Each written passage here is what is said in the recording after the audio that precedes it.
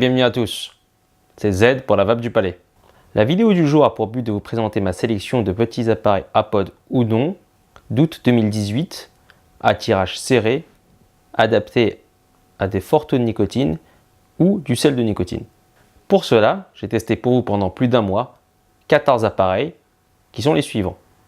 La U-Pen de DigiFlavor, l'Exceed Edge de Joytech, la C-Flat de Vapsio, la Drop de Suorin, l'Infinix de Smoke, la C601 de Just Fog, la Rollo Batch de Smoke, la U-Boat de Kangertech, la Suorin Air, la Breeze 2 d'Aspire, la Minifit de Just Fog et la Nexus de Vaporesso.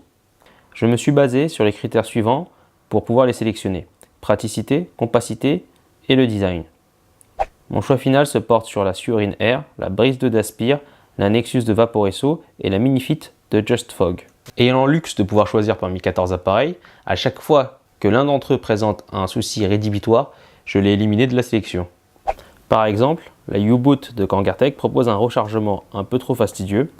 L'embout qui donne l'accès au pod n'est rattaché à rien et le risque de perte de ce dernier est bien trop élevé pour être considéré comme l'appareil ultime de choix, surtout à l'extérieur. D'autre part, son rechargement uniquement par la prise propriétaire est un autre défaut qui est en défaveur de la U-Boot. Quant à la C-Flat de Vapsio, qui est proposée à un prix plutôt abordable, je l'ai éliminée parce qu'elle est un peu trop grande par rapport aux caractéristiques qu'elle présente. Seulement 350 mAh de batterie, alors qu'on est sur un des plus grands appareils de la sélection. Et j'ai fait ainsi de suite pour les 14 appareils qui sont présents dans ce panel. Vous pouvez trouver les 14 tests individuels de chacun de ces appareils sur mon blog, je vous mets les liens en dessous dans la description. Le premier appareil de ma sélection, c'est le Suorin Air. Très bel appareil, compact, qui présente une finition métal brossé. Comme vous pouvez le voir, elle est en forme de carte de crédit et elle présente sur une des tranches un interrupteur on et off qui permet de ranger l'appareil en toute discrétion et en toute facilité dans sa poche. L'interrupteur est bien intégré à la tranche et il n'est pas toujours aisé de le manipuler en filmant. L'appareil se présente en deux parties, le pod et la batterie. Pour retirer le pod, il suffit simplement de tirer dessus. Le pod a une capacité de 2 ml et pour le recharger, on le met à l'envers, on retire l'embout et on recharge. C'est plutôt facile, on n'aura aucun problème à le faire à l'extérieur durant une journée de travail classique. L'appareil est semi-automatique. Pour vapoter, il suffit simplement d'aspirer. On a alors une vape indirecte MTL classique, très agréable pour les forts taux de nicotine. Deuxième appareil de ma sélection, la Breeze 2. C'est aussi un des rares appareils à proposer un capuchon pour l'embout buccal. Pour changer la résistance de la Breeze 2, on enlève l'embout buccal. La Breeze 2 propose deux résistances, une à 1 ohm pour le véritable tirage serré et l'autre de 0,6 ohm pour un tirage un peu plus aérien. L'airflow aussi se contrôle au niveau de la petite bague ici que vous ne voyez pas. Pour enlever la résistance, on dévisse de manière classique.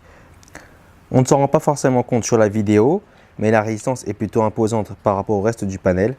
Après, en termes de saveur, c'est très bien rendu. Pour retirer le pod, il faut appuyer sur les boutons de la tranche. Le rechargement se fait par le bas en retirant l'embout en silicone. La capacité standard du pod en Europe est de 2 ml pour respecter la TPD. Autrement, il existe aussi une version de 3 ml pour la version internationale.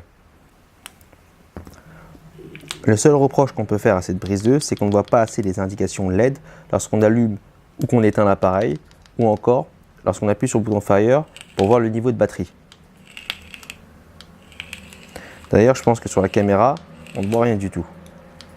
C'est plutôt un poids lourd dans la catégorie des petites vapoteuses de par sa taille.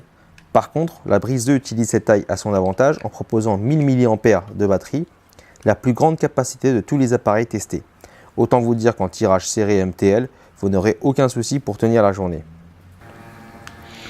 J'utilise en ce moment la résistance de 0,6 ohm avec la batterie complètement chargée, ça envoie à peu près à 28 watts. Troisième choix, il s'agit de la Minifit de Just Fog. Première chose marquante, sa taille compacte. Vous pouvez la comparer ici par rapport à une pièce de 10 francs. À côté de ça, le pod est facilement rechargeable. Vous avez ici un clapet rigide qui se soulève pour accéder au réservoir. Ça sent la fiabilité, c'est du Just Fog.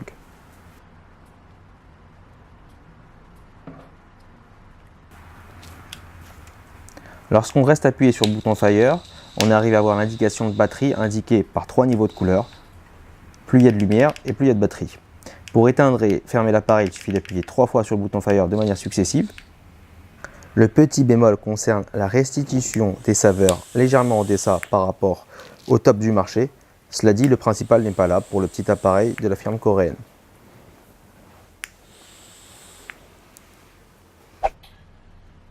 Quatrième et dernier choix, c'est la Nexus de Vaporesso. C'est le seul appareil qui n'est pas à pod de toute la sélection. On a ici une belle finition en métal brossé. Pour accéder au tank, on retire l'embout buccal et le remplissage se fait directement dans ce réservoir interne. L'embout buccal est muni d'un petit outil qui permet de dévisser la résistance.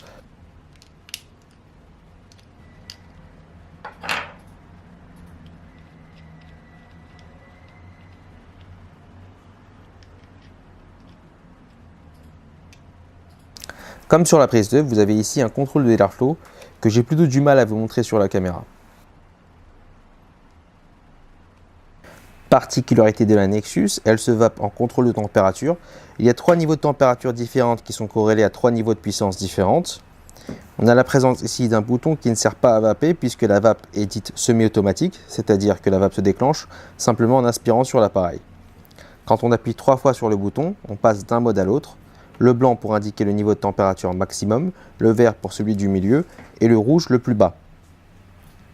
Enfin, quand on reste appuyé sur le bouton, la couleur indique dans quel mode on se trouve. Dernier point positif, le contrôle de température vous évitera tout dry heat. Lorsqu'il n'y aura plus de liquide à l'intérieur, l'appareil refusera de fonctionner.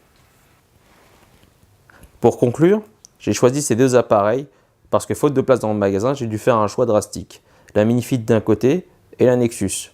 Essentiellement pour des choix de design, la Minifit très compacte et la Nexus de l'autre côté qui présente un métal brossé à l'extérieur. Mais pour les vapoteurs ou les professionnels qui choisiront l'un des 4 appareils, je ne pense pas que vous ferez une erreur. Il n'y a vraiment rien de rédhibitoire. C'est simplement des choix personnels qui m'ont poussé à sélectionner ces deux appareils. Voilà, on est arrivé à la fin de cette vidéo. Si vous avez aimé ce contenu, n'hésitez pas à vous abonner ou à liker la vidéo, voire les deux. Pour me suivre, bien sûr, Facebook, Twitter, Instagram et mon blog. Les différents liens vont s'afficher soit en haut, soit en bas, et ainsi que dans la description. Merci à tous et bonne vape!